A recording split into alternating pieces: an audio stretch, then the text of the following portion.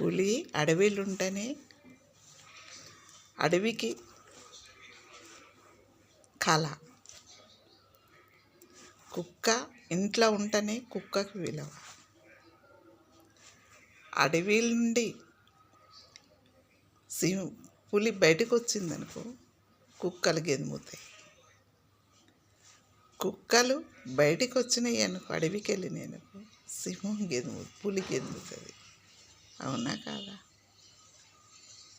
మనిషి కూడా రాజులాగా బతకాలే కానీ కుక్కలాగా అడవిలో సింహంలాగా బతకాలి కానీ ఊరి మీద సింహంలాగా బతకొద్దు. మనిషి ఎలా బతకాలంటే ఒకరికి పెట్టేటట్టు ఉండాలి కానీ ఒకరిని చేయి చాపేటట్టు ఉండొద్దు. ఒకరికి ఇచ్చేటట్టు ఉండాలి. ఇవి ఇచ్చినప్పుడు ఈ చెయ్యే తెలియాలి, ఇంకోరికి తెలియద్దు.